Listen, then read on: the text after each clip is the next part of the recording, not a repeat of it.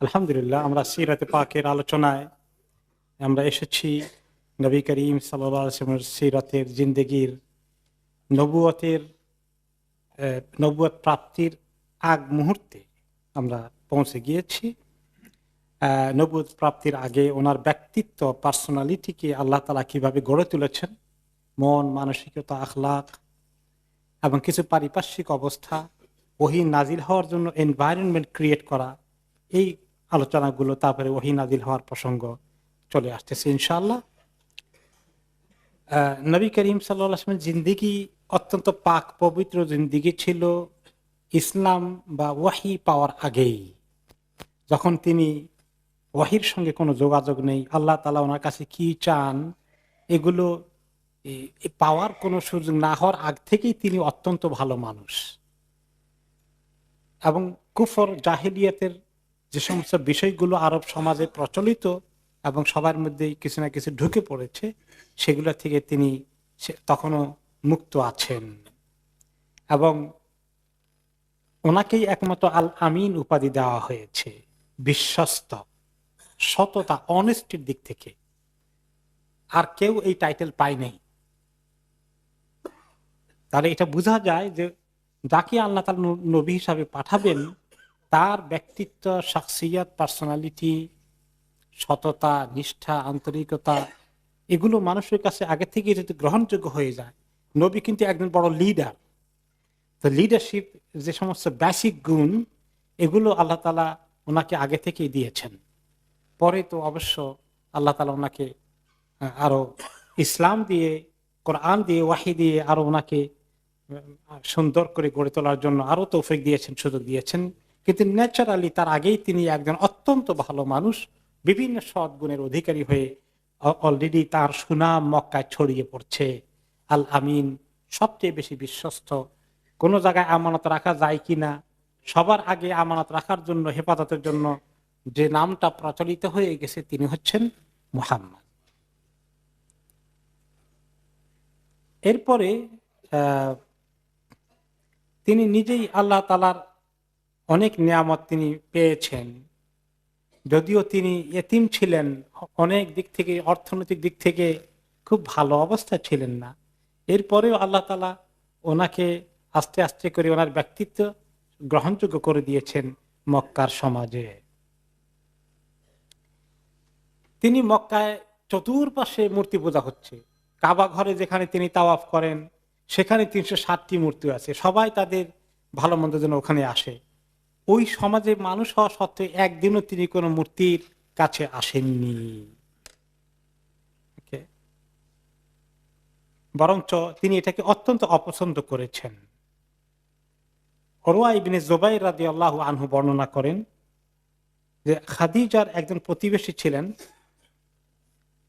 তিনি আমাকে বলেছেন যে একদিন নবী করিম সাল্লাল্লাহু আলাইহি সাল্লাম খাদিজা রাদিয়াল্লাহু আনহাকে বিয়ের পরে বললেন, আই খাদিজা, ওয়াল্লাহি লা আ'বুদুল লাত ওয়াল্লাহি লা আ'বুদুল উজ্জা আবাদান।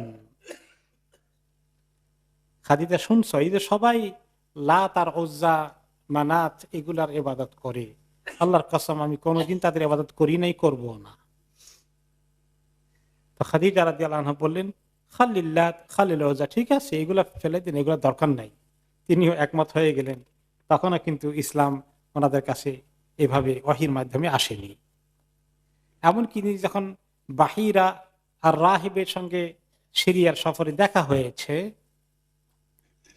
ওকে, বাহিরা তখন ওনাকে অ্যাড্রেস করে জিজ্ঞেস করলেন যে খ্রিস্ট সম্প্রদায়ের একজন যাজক, এবং যিনি দেখতে পেয়েছিলেন নবুয়তের কিছু লক্ষণ ওনার মধ্যে আছে। তখনও খ্রিস্ট সম্প্রদায়ের মধ্যে কিছু কিছু লোক ঈসা আলাইহিস সালামের ধর্মের অনুসারী ছিলেন, তাদের ভিতরে এত শিরক ঢুকেনি। তার মধ্যে অন্যতম একজন ছিলেন বাহিরা। তো তিনি তখন বললেন যে তোমাকে লাত এবং উজ্জার কসম দিয়ে বলি, কি একটা কথা জিজ্ঞেস করলেন আরবদের সম্পর্কে নবী করিম সাল্লাল্লাহু আলাইহি সাল্লামকে, লাত এবং উজ্জার কসম করে বলো তো এই কথাটা। তখন তিনি তাকে উত্তর দিলেন, লা তাসআলনি বিহাক্কি লাত ওয়াল উজ্জা শাইআন, খবরদার, লাত আর উজ্জার কসম দিয়ে আমাকে কোনো কথা জিজ্ঞেস করবে না। ফাওয়াল্লাহি মা আবগাতু শাইআন কাত্তু বুগদি লাহুমা, আমি যে সমস্ত জিনিসকে ঘৃণা করি, এই ঘৃণার মধ্যে টপ লিস্টে এই দুইটা আছে, কিন্তু কাজে এদের কসম করার কথা আমাকে বলো না। এরপরে যায়েদ ইবনে হারিসা রাদিয়াল্লাহু আনহু তিনি বলেন, কানা সনমান মিন নুহাসিন ইউকালু লাহুমা ইসাফুন ওয়া নাইলা। ইসাব এবং নাইলা দুটো মূর্তি ছিল, এগুলো ধাতব পদার্থ দ্বারা তৈরি, মাটির মূর্তি না, একদম ধাতু দ্বারা বানানো। ইয়াতামাসসাহু বিহিমাল মুশরিকুনা ইযা তাওয়াফু, তাওয়াফ করার সময় মুশরিকরা এগুলাকে টাচ করে করে শরীরের মধ্যে এগুলার বরকত লাগাতো। এটা ছিল কমন প্র্যাকটিস। এখন মাজারের চতুর্দিকে গেলে কি করে? বরকত গায়ের মধ্যে লাগায়, তাই না? এই শিরক ওখান থেকে আসছে। তখন তিনি বলেন যে আমি ওনার সঙ্গে তাওয়াফ করছি। যায়েদ ইবনে হারিসা তো ওনার কৃতদাস, আপনারা জানেন, এই যে ওনার পরে ছেলের মতোই হয়ে গেছে। উনি বলেন যে আমাকে নিয়ে উনি তাওয়াফ করলেন। ফালাম্মা মারারতু মাসাহতু বিহি, আমি যখন ওনার সঙ্গে তাওয়াফ করলাম সবার মতো আমি বরকত নেওয়ার জন্য ওগুলোর মধ্যে হাত দিলাম একটু গায়ে লাগানোর মাখার জন্য। ফাকাল রাসূলুল্লাহ সাল্লাল্লাহু আলাইহি ওয়াসাল্লাম লা তামাসসু, এই খবরদার এগুলোকে টাচ করো না। ক্বালা যায়েদুন ফাতুফনা, যে আমি আর টাচ না করি, ওনার কথা মুরব্বী হিসাবে বলছি, আমি টাচ আর করি না। ফাকুলতু ফি নাফসি লা আমাসান্নাহু হাত্তা আনযুরা মা ইয়াকুন, আমি কিন্তু কতক্ষণ থামলাম, কিন্তু একটু পরে থাকলাম যে কিভাবে না করে চলি, সবাই এটা করে, এত বুজুর্গ জিনিস, তারা এগুলা থেকে অনেক পাওয়ার আছে। তারপর আমি আরেক ফাঁকি দিয়ে উনি যাতে না দেখে আবার টাচ করে ফেললাম। ফাকাল রাসূলুল্লাহ সাল্লাল্লাহু আলাইহি সাল্লাম লা তামাসসুহু আলাম তুনহা, তুমি এটাকে টাচ করো না, তোমাকে নিষেধ করা হয়নি? তিনি খুব সিরিয়াসলি, তখন ওনার কাছে তাওহীদের কলেমা তো আসেনি, ন্যাচারাল ফিতরাতান তিনি তাওহীদের আন্ডারস্ট্যান্ডিং আল্লাহ ওনাকে দিয়ে দিয়েছেন। তারপরে যায়েদ রাদিয়াল্লাহু আনহু বলেন, ফাওয়াল্লাযী আকরামাহু ওয়া আনজালা আলাইহিল কিতাব মাসতালামা সানামান কাত্তু হাত্তা আকরামাহু আল্লাহু তাআলা বিল্লাযী আকরামাহু ওয়া আনজালা আলাইহি। যায়েদ ইবনে হারিসা পরবর্তী পর্যায়ে বলেন যে আল্লাহর কসম, যে আল্লাহ নবী মুহাম্মদ সাল্লাল্লাহু আলাইহি ওয়াসাল্লামকে সম্মানিত করে রেখেছেন, যে তিনি কেন যে টাচ করেন আমি বুঝতে পেরেছি, সত্যি আল্লাহ ওনাকে, যাকে আল্লাহ নবী বানাবেন তাকে দিয়ে আল্লাহ তাআলা এই খারাপ কাজ কি করান, শিরকের মতো কাজ। এই হলো শিরকের ব্যাপারে তাদের মুশরিকদের আকীদার সঙ্গে তিনি কিভাবে নবুয়তের আগেই ঘৃণা পোষণ করেছেন। আরেকটি বড় কাজ, তিনি কখনো মদ্যপান করেননি।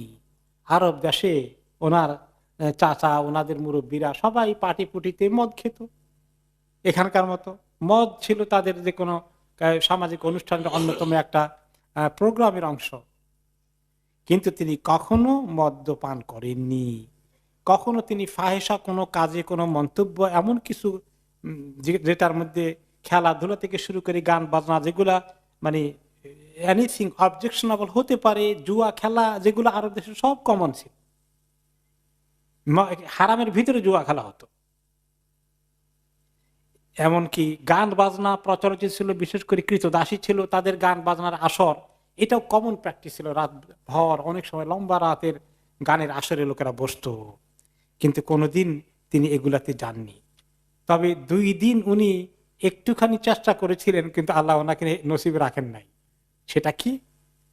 তিনি নিজে বলেন, ওনার জামাতা এবং চাচাতো ভাই আলী ইবনে আবি তালিব রাদিয়াল্লাহু আনহু বর্ণনা করেন যে আমি নবী করিম সাল্লাল্লাহু আলাইহি ওয়াসাল্লামকে বলতে শুনেছি, মা হামামতু বিকাবিহিন মিম্মা ইয়াহুমু বিহি আহলুল জাহিলিয়া ইল্লা মাররাতাইন মিনাদ দাহর, যে মক্কার জাহিলি সমাজে যে সমস্ত খারাপ কাজগুলো ইসলামের দৃষ্টিতে ঠিক নয়, নবুয়তের আগেও আমি এই সমস্ত কোনো খারাপ কাজে কখনো জড়িত হইনি, এই সমস্ত ফাংশনে আমি কখনো যাইনি, যোগদান করিনি।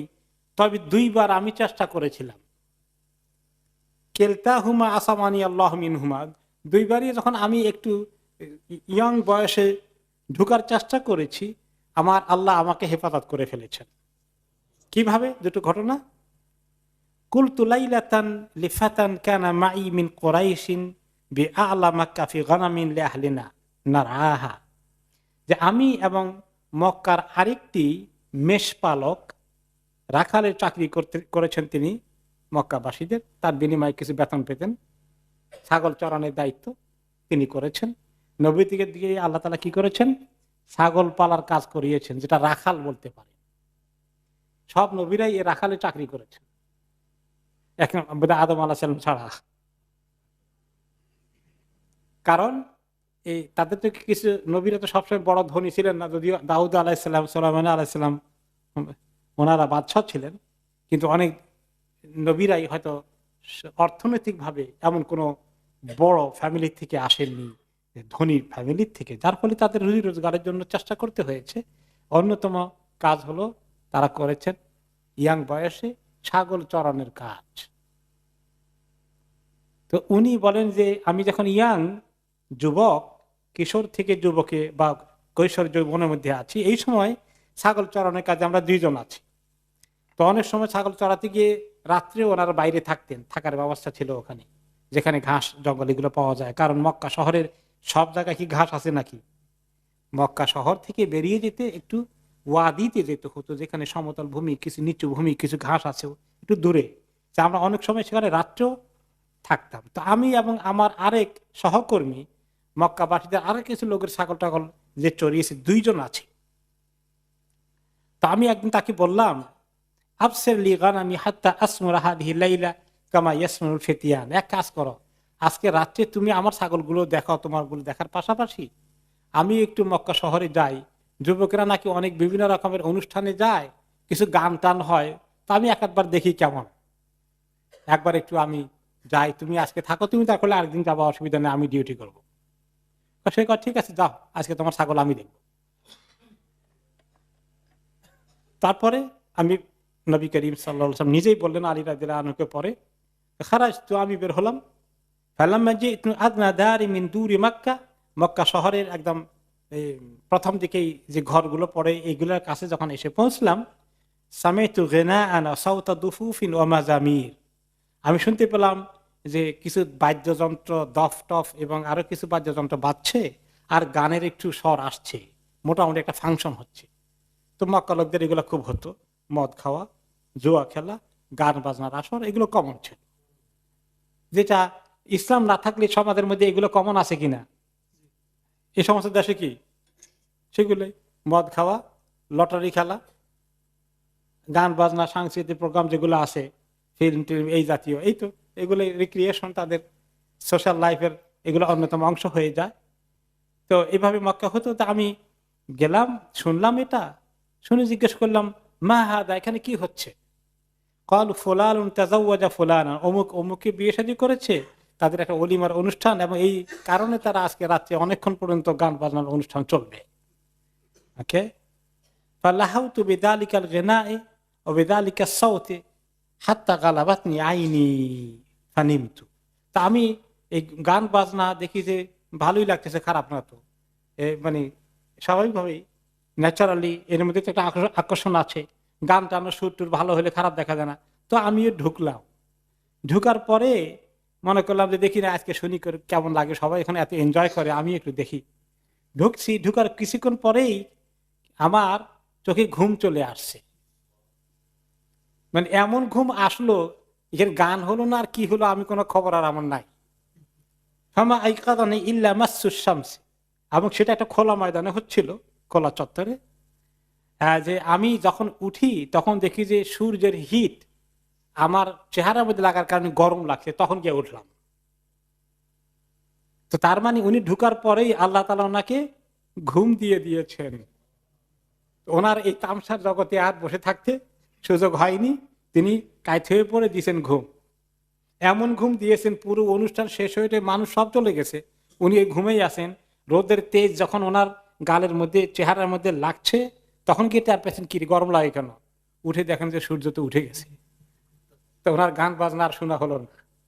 তো যখন চলে গেলাম, আমার সঙ্গী যাকে আমার দায়িত্ব দিয়ে আসছিলাম ছাগলগুলো, সেই জিজ্ঞেস করলো, মা ফালতা, কি করলা? আখবার তো আমি বলছিলাম গেছিলাম যে কিছু তামসা দেখতে, কিন্তু সেখানে গিয়ে তো আমার ঘুম চলে আসলো, কোথেকে যে এত ঘুম আসলো আমি আর কিছু টেরি পেলাম না। তারপরে কিছুদিন পরে আরেকদিন আবার বললাম, দেখি তুমি আজকে আবার আমার ডিউটি করো, আমি একটু আরেক চক্কর লাগাই, আজকেও দেখি কি করে তারা, একটু দেখি। এভাবে গেলাম, সেখানে গিয়ে ঢুকলাম। তারপরে ঢুকার পরেই দেখি যে আমার চোখে এমন ঘুম, আমি চোখ আর খুলতে পারি না। কিভাবে পুরো রাত্রে ঘুমের মধ্যে কাইট হয়ে পড়ে চলে গেল। পরের দিন সকালবেলা সূর্যের তেজ যখন জোরে সোরে লাগছে মাথার মধ্যে আর চেহারার মধ্যে, তখন গিয়ে উঠলাম। উঠে তারপর শেষে চলে আসছি। তো আমার যে ছাগল চড়ানোর সঙ্গী, সে বলল, মা ফাল, কি করলা তুমি, কি করলা, কেমন হলো, ফাংশন কেমন হয়েছে? ফাকুল তো মা ফাল তু সাইয়ান, বলে যে কি আর ফাংশন, তোমার ঢুকার পরে খালি আমার ঘুম, কি হলো না হলে তারা কি করলো আর কিছু আমি দেখতেই পেলাম না। তো তিনি পরে বললেন, আল্লাহি মা হামামতু বাদাহুমা বিসুইন মিম্মা ইয়ামালুহু আহলুল জাহিলিয়াতি হাত্তা আকরামানি আল্লাহ বিনুবুওয়াতিহি। তারপর আমি বুঝতে পারলাম যে আমি বোধহয় এই কাজের জন্য সৃষ্টি হই নাই। আমি আর এরকম কোনো প্ল্যানও করি নাই, আর চেষ্টাও করি নাই, চিন্তাও করিনি। তা যতক্ষণ না আল্লাহ তাআলা আমাকে নবুয়ত দিয়ে সম্মানিত করেছেন, তখন আমি বুঝতে পেরেছি কেন আল্লাহ তাআলা এগুলো থেকে আমাকে দূরে রেখেছেন। তিনি আরো কতগুলো জাহেলি কাজকে করতেন না। যেমন আমরা শুনেছি এই আলোচনাতেই যে মক্কার লোকেরা যখন হজ করতে যেত, তারা আরাফাতে যেত না। কারণ আরাফাত হচ্ছে হারাম এরিয়ার বাইরে। তারা মক্কার লোক, তারা ভিআইপি এবং তাদের স্ট্যাটাস অনেক হাই। সাধারণ মানুষের সঙ্গে তারা আরাফাতে গিয়ে হজের ময়দানে দাঁড়ালে মিসকিন হয়ে গেল। তারা কোথায় থাকতো? মিনা থেকে মুজদালিফা। কিন্তু নবী করিম সাল্লাল্লাহু আলাইহি সাল্লামকে ওহী নাজিল হওয়ার আগেই তিনি যতবার হজ করেছেন, তিনি আরাফাতে গিয়ে ঠিক মতোই হজ করেছেন এবং অন্য কোরাইশদের মতো তিনি মুজদালিফা এবং মিনায় বসে থাকেননি।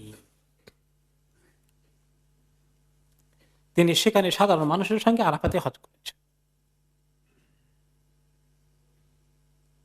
তিনি সত্যবাদী ছিলেন। আমানতদারির কথা শুনেছি একটু আগে। সত্যবাদী নবীরা সত্য কথা বলা লাগবে, কারণ তাদের জীবনে কোনোদিন মিথ্যা কথা বলা হয়ে গেলে যদি অভিযোগ পাওয়া যায় কখনো মিথ্যা কথা বলেছে, দলিল হয়ে যাবে।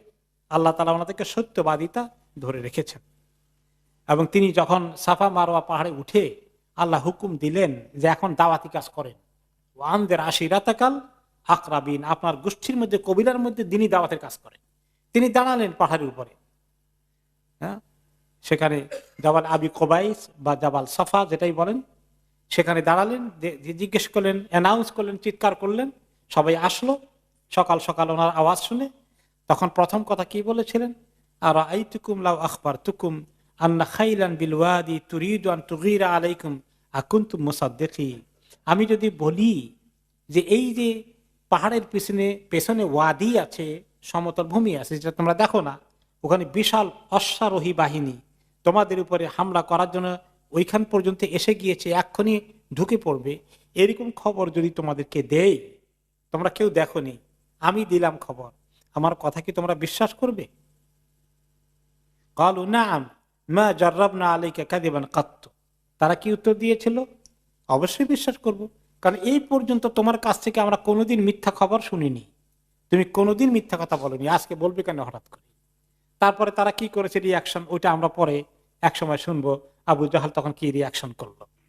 এমনকি যখন হেরাকাল রোমান সম্রাটের এটা শুনেছেন, জিজ্ঞাসা করেছিল, সে কি কখনো মিথ্যা কথা বলেছে তোমাদের সঙ্গে?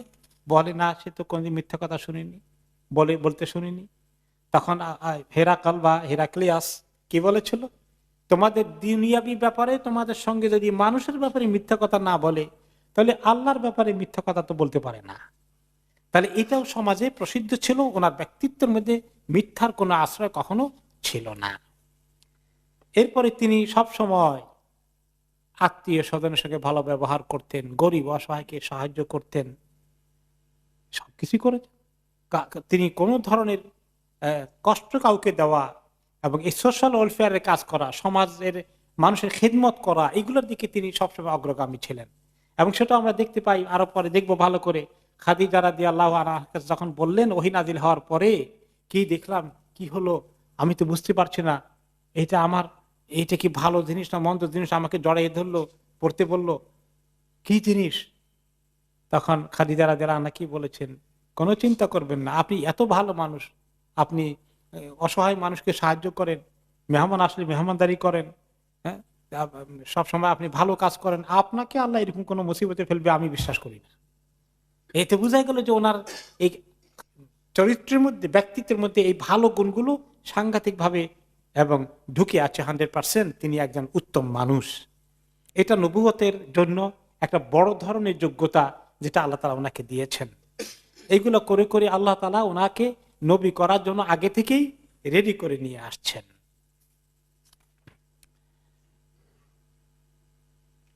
তিনি কোনো কবিতা চর্চা করেননি, তেনাকে লেখাপড়া করানো হয়নি।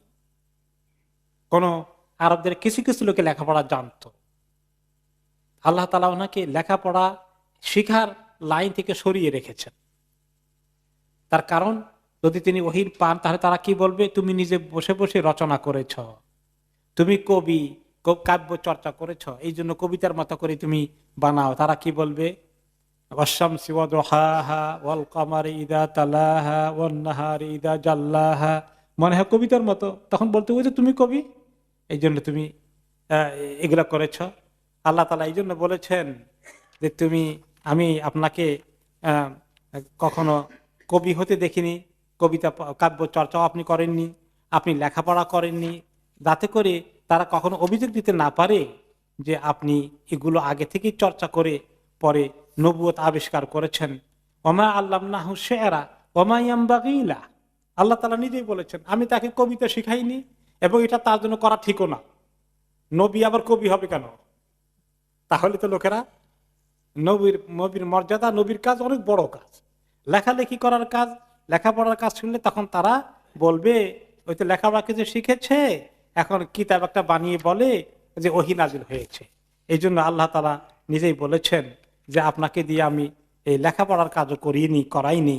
ওনাকে টাইটেল দিয়েছেন আন-নবী আল উম্মি, তাই না? কোরআন শরীফে আল্লাহ তাআলা ওনাকে লকব দিয়েছেন আপনি হচ্ছেন উম্মি নবী। এবং তিনি আরো বলেছেন মা কুনতা তাদরি মাল কিতাব ওয়ালাল ঈমান, হে নবী আপনি জানতেন না যে কিতাব কি জিনিস, ঈমান সঠিকভাবে আল্লাহর উপর কেমনে আনতে হয়, এগুলোর কোনো জ্ঞান তো আপনার আগে ছিল না, আমি আপনাকে নবুয়ত পরে দিয়েছি। আল্লাহ তাআলা আরো বলেছেন ওমা কুনতা তাতলু মিন ক্বাবলিহি মিন কিতাব, এর আগে আপনি কোনো কিতাব পড়েননি, ওয়ালা তাখুত্তুহু বিয়ামিনিক, আপনার হাতে কোনোদিন লেখালেখির কাজ করেননি।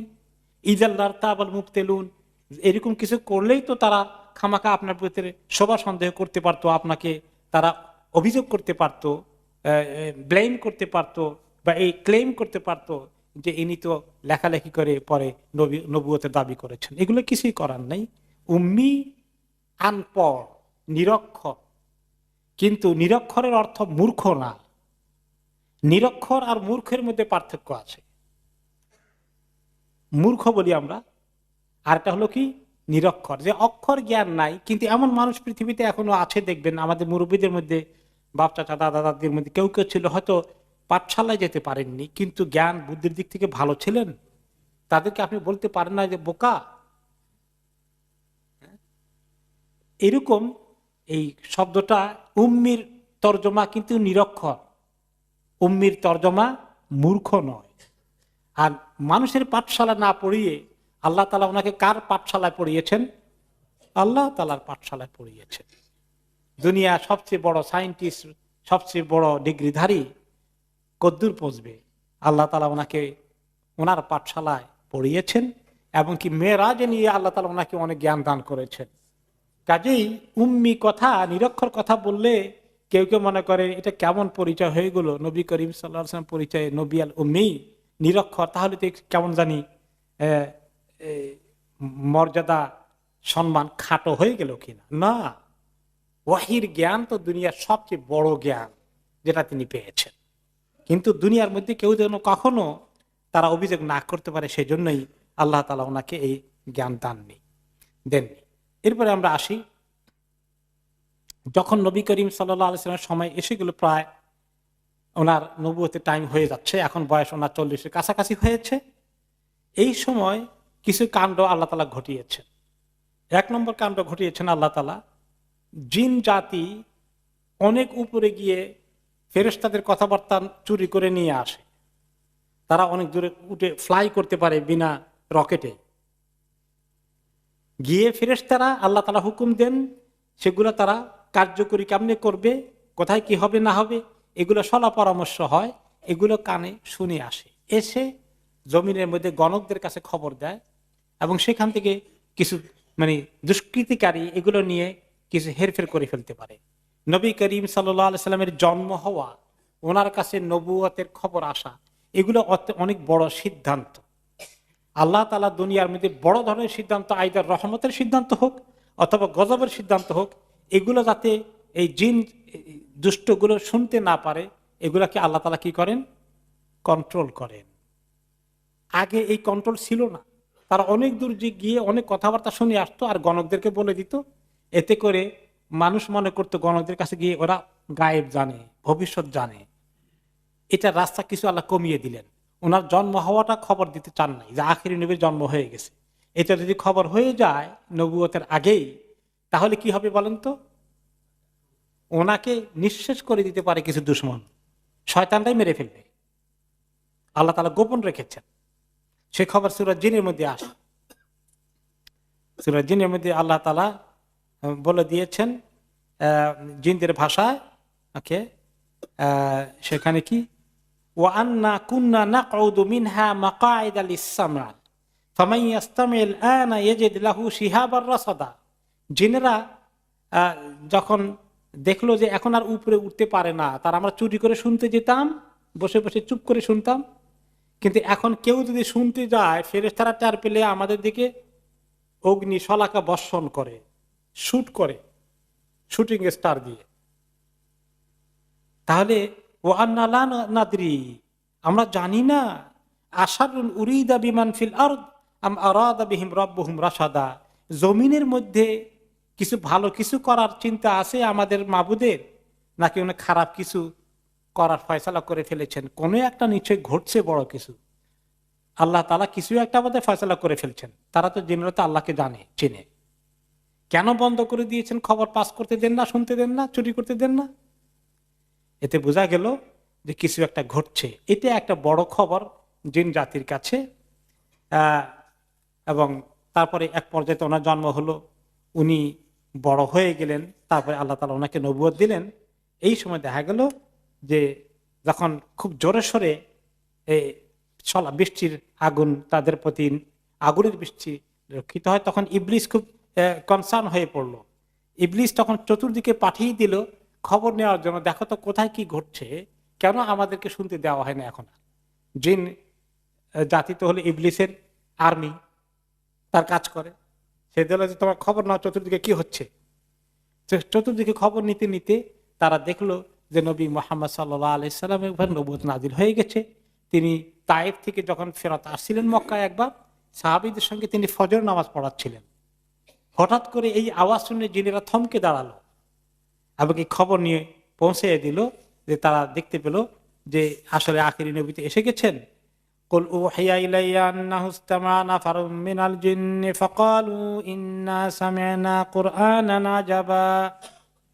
ওকে, যে আপনি বলেন যে আমার কাছে ওহী এসেছে।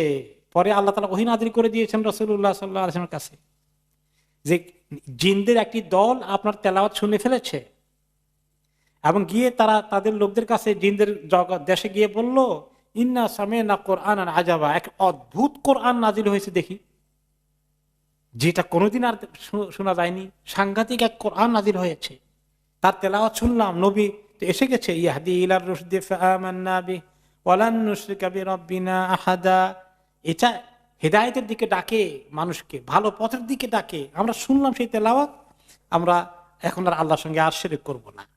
তখন ইবলিসের কাছে খবর হয়ে গেল যে অলরেডি নবী মুহাম্মদ সাল্লাল্লাহু আলাইহি সাল্লাম কাছে ওহী নাজিল হয়ে গেছে।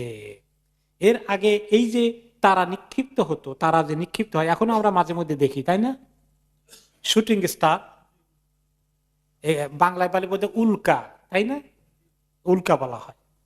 তো এগুলোর ব্যাপারে তখন আরব দেশে প্রচলিত ছিল, তারাও এগুলো দেখতো যে শয়তানকে এভাবে মারা হচ্ছে। তারা এটা মনে করতে কেন পড়ে এগুলো উল্কা, কারণ কি? তারা বলতো ফাইন্নাহা লা ইউরমা, ওরা বলতো এটা এই জন্য আসে, বড় কারো যদি মউত অথবা কারো জন্ম, কিছু মহা ঘটনা দুনিয়াতে ঘটলে এই উপলক্ষে এরকম কিছু তারা নিক্ষিপ্ত হয়। এটা তারা তাদের বানানো কথা। কিন্তু নবী করিম সাল্লাল্লাহু আলাইহি ওয়াসাল্লাম পরে বললেন, ফাইন্নাহা লা ইউরমা, নবী হওয়ার পরে বলেছেন, ইল্লা লিমাউতি আহাদিন ওয়ালা লিহায়াতিহি, এটা কারো জীবন মৃত্যুর সঙ্গে এই শুটিং স্টারের কোনো সম্পর্ক নাই। ওয়ালাকিন রাব্বুনা তাবারাকা তাআলা ইসমুহু ইযা কাদা আমরান সাব্বাহা হামালাতুল আরশ, বরঞ্চ এগুলোর কেন আসে যে আল্লাহ রাব্বুল আলামিন যখন দুনিয়ার মধ্যে সৃষ্টি জগতে কিছু ঘটাতে চান, বড় কোনো ঘটনা, তখন তিনি খবর দেন ফেরেশতাদের কাছে।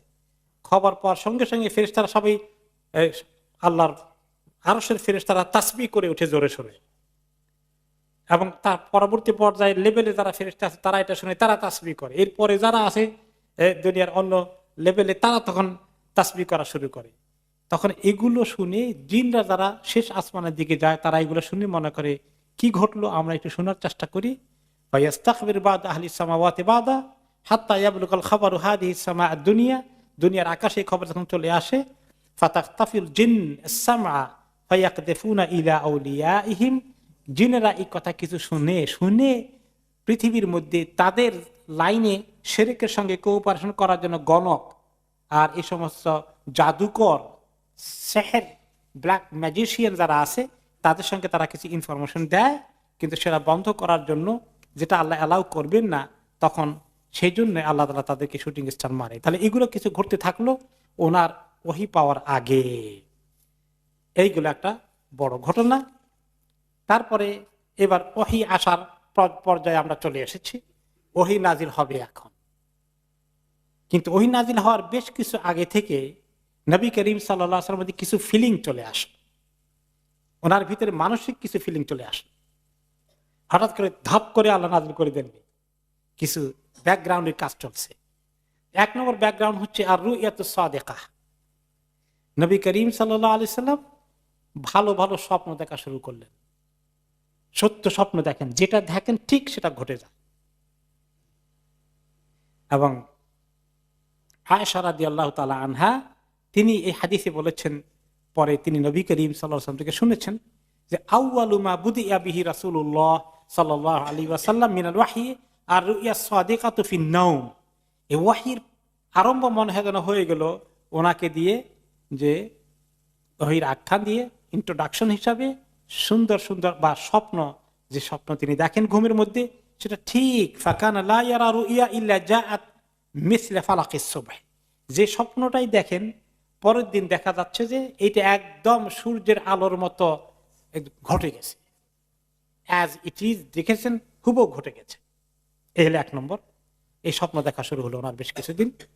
দুই নম্বর হচ্ছে হব্বুন নবী সাল্লাল্লাহু আলাইহি ওয়াসাল্লাম বিল খালওয়া। এখন উনি একটু নীরবে এক জায়গায় বসে চিন্তা করা, ধ্যান করার এই একটা মানসিকতা ওনার তৈরি হয়ে গেল। প্রায় তিনি লোকালয় থেকে নিরিবিলি একা থাকতে চান, পরিবার থেকেও একা থাকতে চান কিছু সময়ের জন্য। 40 বছরে পা দিয়েছেন তখন এটা শুরু হয়ে গেছে। তিনি খুবই সাংঘাতিক একটা ওনার এরকম মেন্টালিটি হয়ে গেল।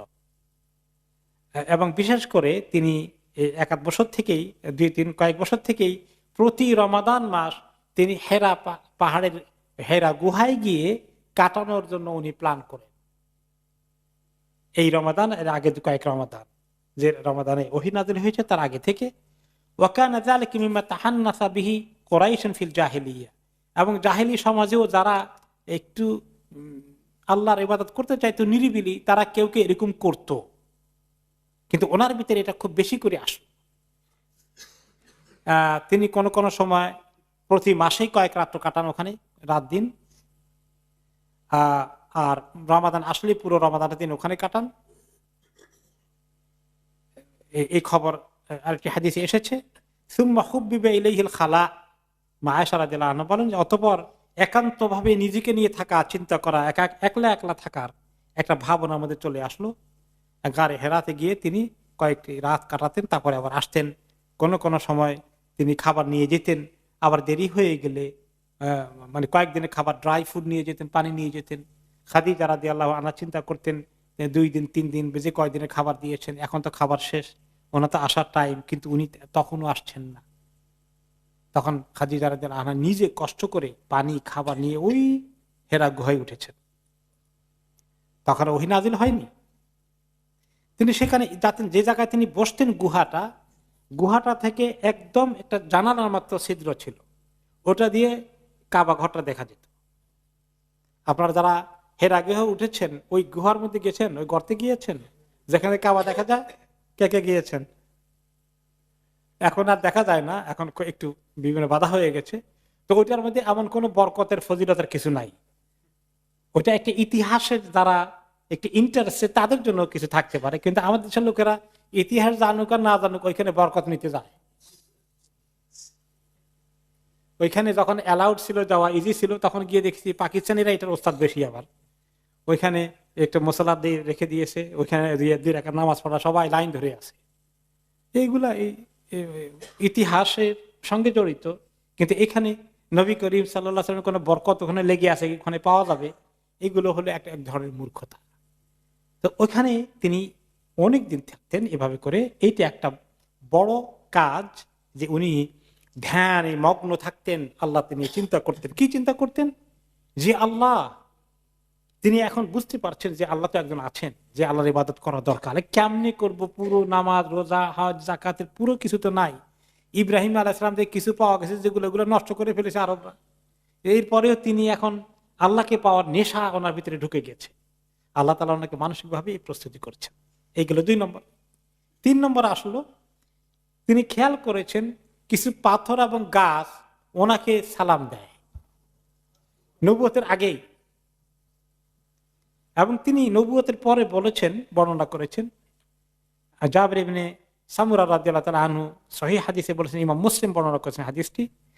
তিনি বলেছেন, ইনিল্লা আরিফু হাজারান বিমাক্কা কানা ইসাল্লিমু আলাইয়া ক্বাবলা আন উবাস ইন্নী লা আরিফুহুল আন।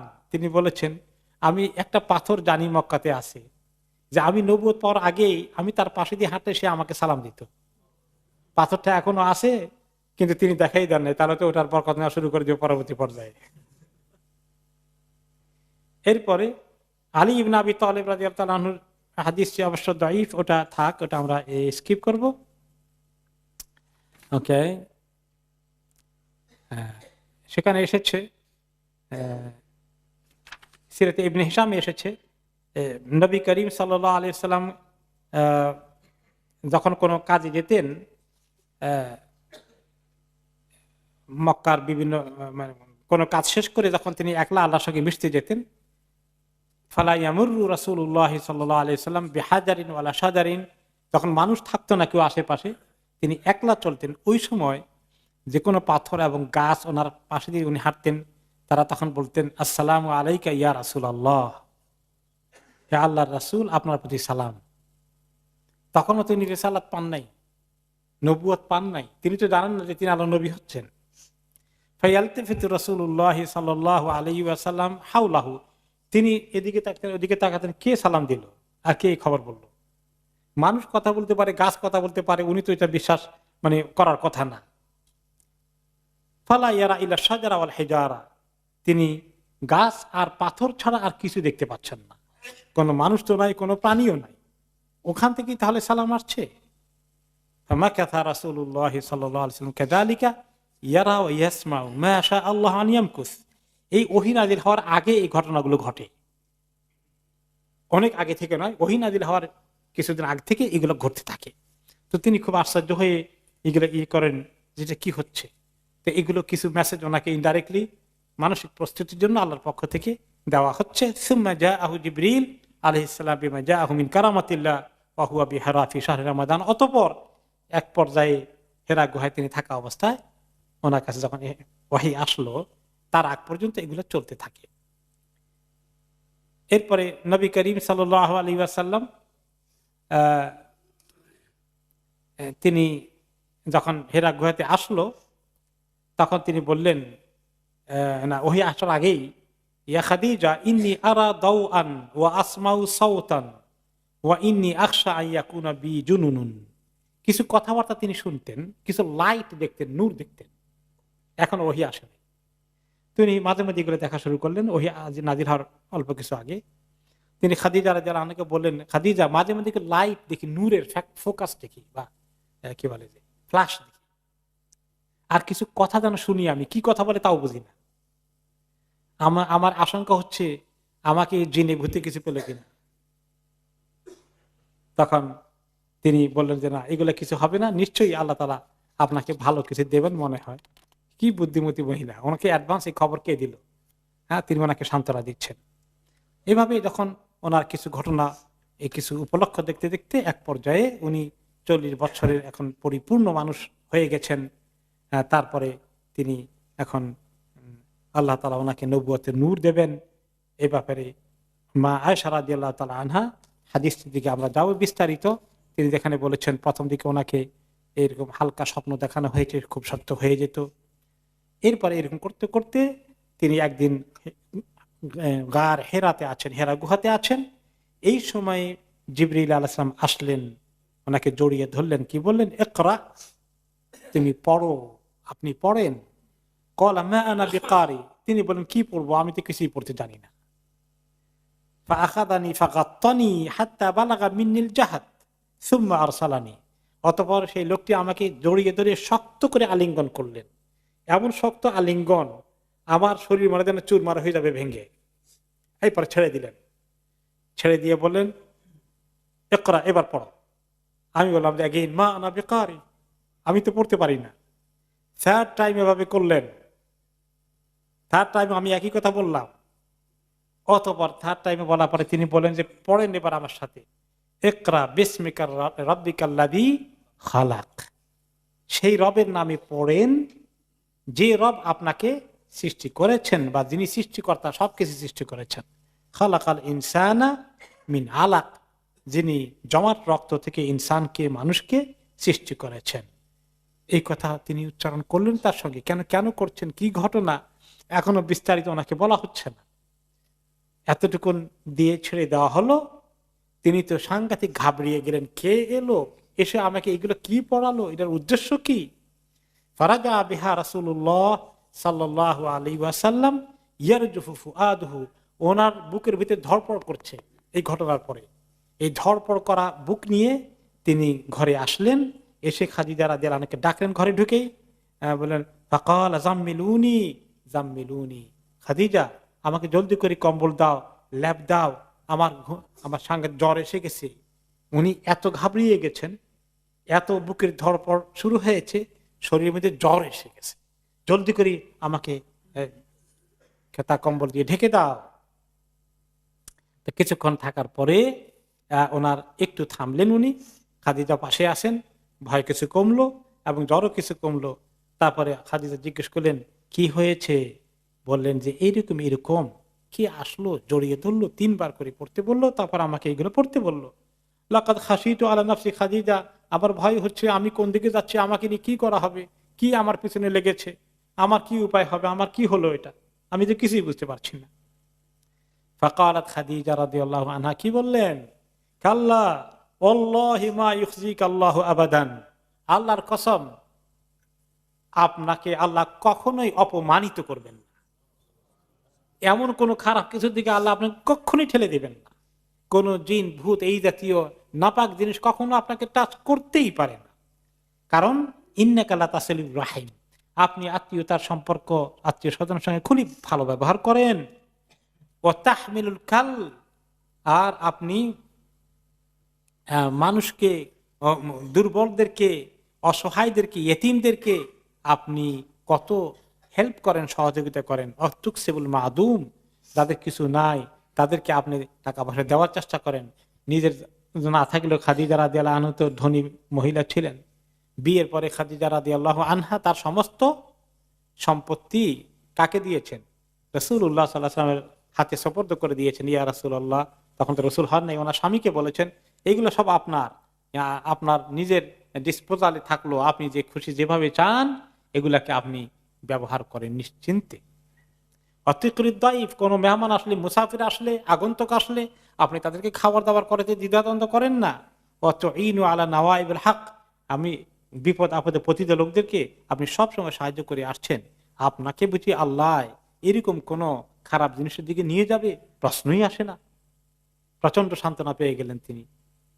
এরপরে তিনি এখন ব্যাপারটা কি ঘটতে যাচ্ছে এটা তো জানা দরকার, এত বড় ঘটনার এর এর উদ্দেশ্য কি, মতলব কি। তখন খাদিজা রাদিয়াল্লাহু আনহা বুদ্ধিমান মহিলা কি বললেন, বুদ্ধিমতী মহিলা, তিনি ওয়ারাকা ইবনে নাওফলের কাছে চলে গেলেন। তিনি হচ্ছেন খাদিজা রাদিয়াল্লাহু আনহার চাচাতো ভাই, অনেক মুরব্বী, বয়স অনেক হয়ে গেছে। ইমরান তানাসসারা ফিল জাহিলিয়া, যিনি জাহিলি সমাজে মক্কায় তো অনেকেই মুশরিক ছিল, মূর্তি পূজা, কিন্তু তিনি খ্রিস্টান বনে গিয়েছিলেন। ঈসা আলাইহিসসালামের সত্যিকার সহি ধর্মের তিনি অনুসারী ছিলেন এবং তিনি তাওরাত এবং জবুর পড়তে পারতেন। এই পর্যায়ে ওনার ভালো জ্ঞান হয়েছিল। তখন খাদিজা রাদিয়াল্লাহু আনহা মনে করলেন নিশ্চয়ই ওনার কাছে খবর থাকবে কিছু, উনি বলতে পারবেন, তার কাজেই আমি তাকে নিয়ে যাই। তিনি ওনাকে নিয়ে গেলেন এবং তিনি ইনজিল এবং তাওরাত পড়েছেন, জানতেন এসব কিছু। এবং তিনি তখন অনেক বয়স হয়ে গেছে, তিনি অলরেডি তখন অন্ধ হয়ে গেছেন। খাদিজা রাদিয়াল্লাহু আনহা তার কাছে গিয়ে বললেন, ইয়া ইবনে আম, ভাইকে লক্ষ্য করে বলেন, ইসমা মিন ইবনে আখিক, আপনার ভাইয়ের ভাতিজা বা ভাই, তার থেকে আপনি শুনেন। তিনি নবী করিম সাল্লাল্লাহু আলাইহি ওয়াসাল্লাম তখন বললেন, ওনাকে বললেন, ওয়ারাকা ইয়া ইবনে আখি মাযা তারা। ওয়ারাকা বললেন যে কি দেখেন আপনি, কি দেখলেন বলেন তো। নবী করিম সাল্লাল্লাহু আলাইহি ওয়াসাল্লাম বললেন কি কি ঘটলো গারে হেরার মধ্যে, সব তিনি বললেন। তখন তিনি কি বললেন, হাদান নামুসুল্লাযী নাযালা আলা মূসা ইয়া লাইতানি ফিহা জাযআন। ওর এই সাংঘাতিক খবর তো, আপনার কাছে তো ওই ফেরেশতা এসে গেছেন জিবরাইল আলাইহিস সালাতু ওয়াস সালাম, যিনি মূসা আলাইহিস সালামের কাছে তাওরাত নিয়ে এসেছেন। এই তিনি তো নবুয়তের খবর আপনার কাছে এসে গেছে, আপনি তো আখিরি নবী। এখন এই নবুয়তের ওয়াহি নাজিল হয়েছে ঠিকই, কিন্তু তখনও উনি যে নবী, ওনাকে যে নবুয়তের কাজ করতে হবে এই অ্যাপয়েন্টমেন্ট লেটার তখনও আসে নাই। ওনাকে বলা হয়নি যে আপনি নবী এবং আপনি নবুয়তের কাজ করেন, দ্বীনি দাওয়াত কাজ পৌঁছে দিচ্ছেন, এটা এখনো শুরু হয়নি। কেবল ওনাকে ইকরা বিসমি রাব্বিকাল্লাযী খালাক নাজিল হয়েছে। এই জন্য ওয়ারাকা বললেন, লাইতানি আকুনু হাইয়ান জাদাআন, হায় আমি যদি আরেকটু জওয়ান হতাম, আর আমি যদি বেঁচে থাকতাম, ইদ ইখরিজুকা কাউমুকা, যখন আপনার জাতি আপনাকে এই নবুয়তের দায়িত্ব পালন করার কারণে আপনাকে বহিষ্কার করবে, বাধ্য করবে আপনার দেশ ছেড়ে চলে যেতে, আমি যদি তখন জওয়ান থাকতাম, বেঁচে থাকতাম, তাহলে আমি আপনাকে অনেক সাহায্য করতাম, আমি আপনার পক্ষে চলে যেতাম। কিন্তু আমার মনে হয় আমি এতদিন হায়াত পাবো না। এই খবর হঠাৎ করে বলার কারণে, শোনার কারণে রাসূলুল্লাহ সাল্লাল্লাহু আলাইহি ওয়াসাল্লাম আশ্চর্য হয়ে গেলেন। ফাকালা রাসূলুল্লাহ সাল্লাল্লাহু আলাইহি ওয়াসাল্লাম আওয়া মুখরিজিয়াহুম, আমার লোকজন যারা আমাকে এত মহব্বত করে আল আমিন বলে, তারা আমাকে আমার দেশে থাকতে দেবে না, এত দুশমনি করবে আমার সাথে। উনি বিশ্বাসই করতে পারেন না যে এত, ওই যে কাবা ঘরের নির্মাণের সময় হাজরে আসওয়াদের উঠানোর ক্ষেত্রে সবাই কার কথা শুনলো, ওনার কথা শুনলো।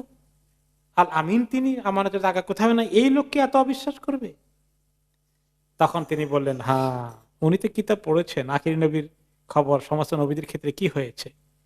নাম লাম ইয়াতি রাজুলুন কাত্তু বিমিসলি মা জিতা বিহি ইল্লা উদিয়া। হ্যাঁ এটাই সত্য কথা, আপনি যে জিনিস নিয়ে এসেছেন, নিয়ে আসবেন, অচিরেই আপনাকে খবর আসবে। এইগুলো নিয়ে যখনই আপনি কওমের কাছে যাবেন, আপনার আগে যে সমস্ত নবীরা এই কাজ করেছেন সবাইকে দুশমনি মোকাবিলা করতে হয়েছে, সবাইকে লোকেরা দুশমনের দিকে দৃষ্টিতে দেখেছে, আপনাকেও সেই ফেজ অতিক্রম করতে হবে।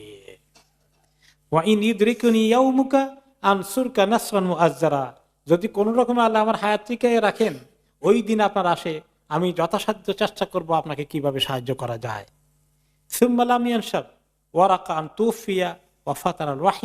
এরপরে ওয়ারাকার হায়াতের বেশি দিন থাকলো না, ওনার ইন্তেকাল হয়ে গেল।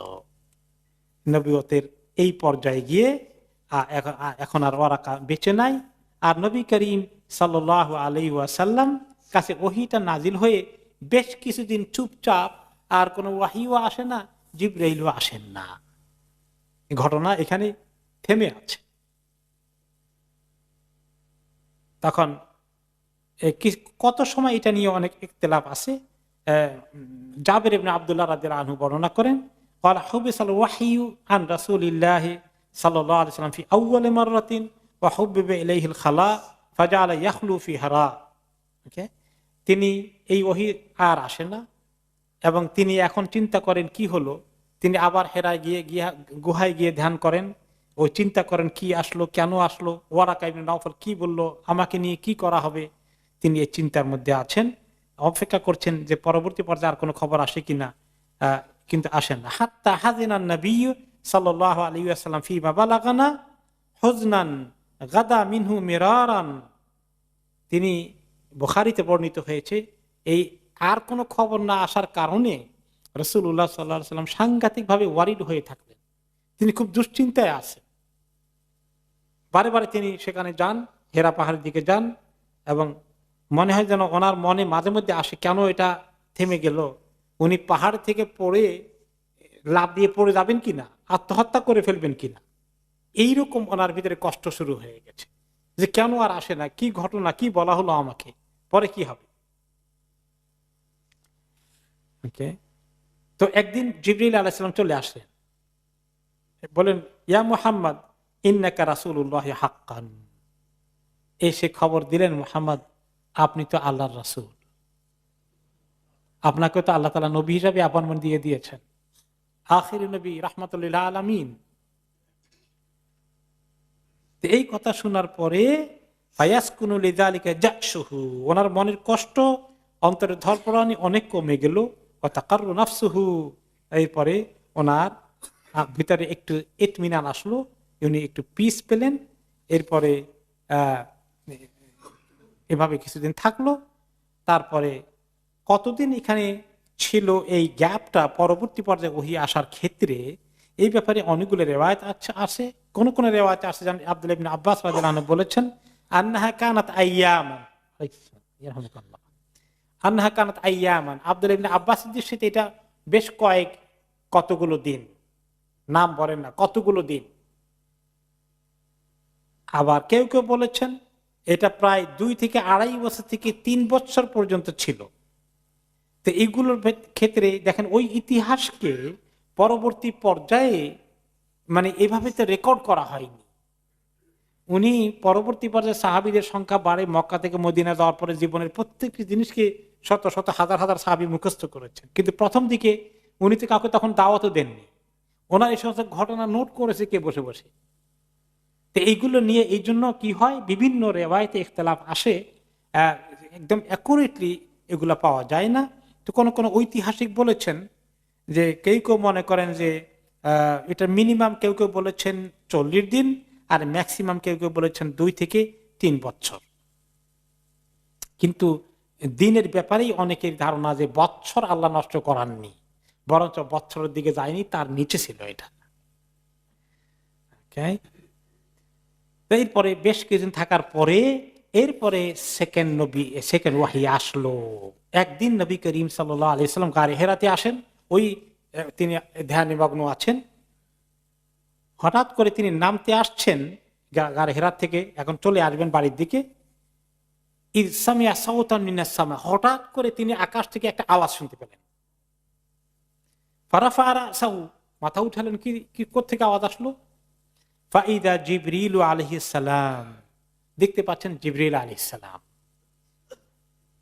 ফি সূরাতিহি আল্লাতী খালাকাহুল্লাহু আলাইহা, জিবরিল আলাইহিস সালাম আগের দিনের মত নয়, আগের বার এসেছিলেন মানুষ হিসাবে, ওনাকে আলিঙ্গন করলেন।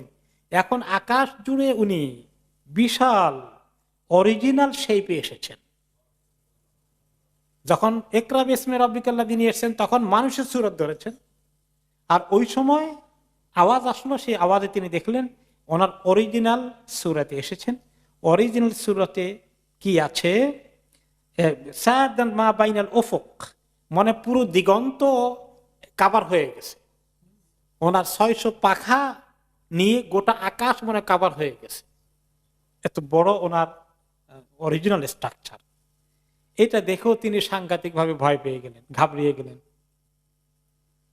ওকে, ঘাবড়িয়ে গেলেন, দৌড়ে বাড়িতে চলে গেলেন, গিয়ে খাদিজা রাদিয়াল্লাহু আনহাকে বলেন জাম্মিলুনি জাম্মিলুনি, ওনাকে এভাবে বলে আমরা জলদি করে খেতা কম্বল দাও, কি দেখলাম আজকে এত বড় জিনিস তো জীবনেও দেখিনি। এইরকম এত বড় কোনো কিছু দেখা কিরকম ভয়ের কারণ হতে পারে যারা কখনো দেখেনি। তারপরে তিনি কম্বল মুড়া দিয়ে শুয়ে আছেন, কিছু একটু স্বাভাবিক হচ্ছেন।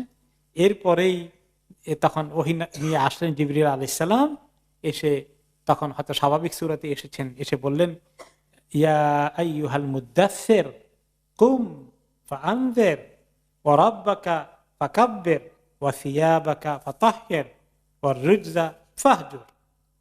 হে কম্বল মুড়ে শোয়া ব্যক্তি, আপনি শুয়ে আছেন কম্বল গায়ে দিয়ে, ল্যাপ গায়ে দিয়ে, আপনি উঠেন, আপনার কাজ আছে।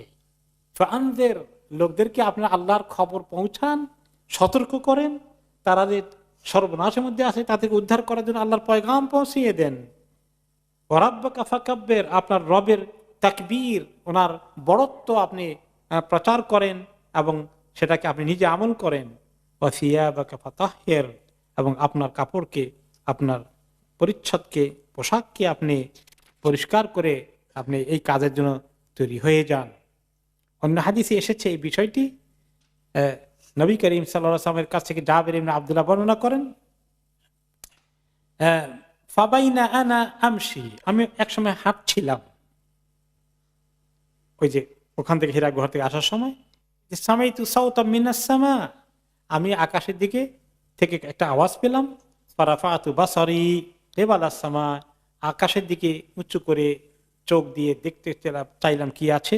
ফাইদাল মালাকুল্লাযী জাআনি বিহিরা কাঈদুন আলা কুরসিয়্যিন বাইনাস সামাই ওয়াল আরদ, দেখি যে ওই ফেরেশতাটাই যিনি আমার গাড়ি হেরায় এসেছিলেন, তিনি এখন আকাশের মাঝখানে, দিগন্তের মাঝখানে বিরাট এক কুরসি, চেয়ারে বসে আছেন, যেটা সমস্ত আকাশকে মনে হয় কাভার করে ফেলেছে।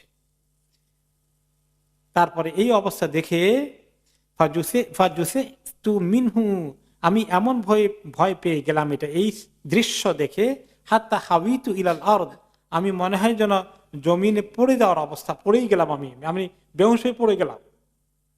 এরপর দৌড়ে আসলাম আমার ঘরের দিকে, হুঁশ হওয়ার পরে এসে বললাম জাম্মিলুনি জাম্মিলুনি, আমাকে তুমি গায়ে কাপড় দাও, আমাকে কম্বল দিয়ে মুড়িয়ে দাও। এরপরে কিছুক্ষণ পরে দেখি যে আল্লাহর ওহী নিয়ে তিনি এসেছেন, স্বাভাবিকভাবে এসে বললেন ইয়া আইয়ুহাল মুদাসসির। এবং আরেকটি রিওয়ায়াতে আসছে, তিনি যখন ঘরে এসেছেন, এসে আমি বললাম ফাতাইতু খাদিজা ফাকুলতু দাসসিরুনি ওয়াসাব্বু আলাইয়া মাআন বারিদান, খাদিজা জলদি করে আমাকে খাতা কম্বল দিয়ে শুইয়ে দাও, আমার মাথায় পানি দাও, ঠান্ডা পানি দাও, আমার অবস্থা কাহিল, জ্বর এসে গেছে। তাহলে এই হলো সেকেন্ড টাইম যেখানে আল্লাহ তাআলা ওনাকে ওহী নাযিল করে বললেন। এখানে ফরমালি খবর দেওয়া হলো, তার আগে জিবরিল আলাইহিস সালাম খবর দিলেন তিনি আল্লাহর রাসূল। এখানে আল্লাহ তাআলা ওনাকে দায়িত্ব দিলেন, ওনাকে রিসালাতের কাজ করতে হবে, ওনাকে সারা দুনিয়ার মানুষের জন্য পাঠানো হয়েছে, এই কাজ করার জন্য ওনাকে পাঠানো হয়েছে। এই হলো 2 নম্বর। আগে 1 নম্বর ওহী ছিল ইকরা বিসমি রাব্বিকাল্লাযী খালাক, 2 নম্বর ওহী আসলো ইয়া আইয়ুহাল মুদাসসির। এরপরে কিছুদিন গ্যাপ দিয়ে আবার আসলো আরেকটি ওহী 3 নম্বর, সেটা হচ্ছে ইয়া আইয়ুহাল মুযাম্মিল কুমিল লাইলা ইল্লা কালিলা নিসফাহু আও ইনকুস মিনহু কালিলা আও জিদ আলাইহি ওয়ারাতিলিল কুরআনা তারতিলা। এটাও মুযাম্মিল ও জাম্মিলুনি থেকে কম্বল মুড়িয়ে দিয়ে শুয়ে থাকা ব্যক্তি, উঠেন, আপনি রাতের বেলায় উঠে কিছু কিয়ামুল লাইল করেন। সারা রাত ঘুমালে তো হবে না, কাজ, আপনার অনেক কাজ আছে, উঠে কিয়ামুল লাইল করেন, নফল নামাজ পড়েন, ফাতাহাজ্জাদ বিহি নাফিলাতাল লাক, তাহাজ্জুদ পড়তে থাকেন সারা রাত, না হইলেও নিসফাহু, অর্ধরাত পর্যন্ত যে ইবাদত করেন, আবিন কিসহু মিনহু কালিলা, আর কোন সময় যদি বেশি টায়ার্ড হয়ে যান একটু কমাই দেন আর একটু, আবার যখন এনার্জি বেশি থাকে আউজিদ আলাইহি, আর একটু বাড়াই দেন আধা রাতের থেকে। ওয়ারাতিলিল কুরআনা তারতিলা, যতটুকু কোরআন নাজিল হয়েছে এগুলাকে তেলাওয়াত করেন। তাহলে এইভাবে ওনার উপরে আরো নিজের আমলের জিন্দেগির দিক থেকে চলে আসলো, এবং কিভাবে পরবর্তী পর্যায়ে তিনি দাওয়াতি কাজ করবেন, এইভাবে সেই খবরও আল্লাহ তাআলা দিয়ে দিলেন।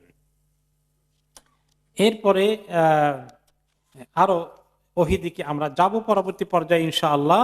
গ্রাজুয়ালি কিভাবে ওহিগুলা এসেছে, ওহি আসার সময় কি ধরনের নয়েজ হতো, আওয়াজ হতো, এগুলোর বর্ণনা বুখারী, সহিহ বুখারী থেকে আসবে ইনশাআল্লাহ। ওনার শরীরের মধ্যে ওহি আসলে কেমন লাগতো, শীতের দিনে গায়ে থেকে ঘাম ঝরতো, ইত্যাদি বর্ণনা আমরা পরবর্তী পর্যায়ে শুনবো ইনশাআল্লাহ। আজকে আমরা এখানেই শেষ করছি।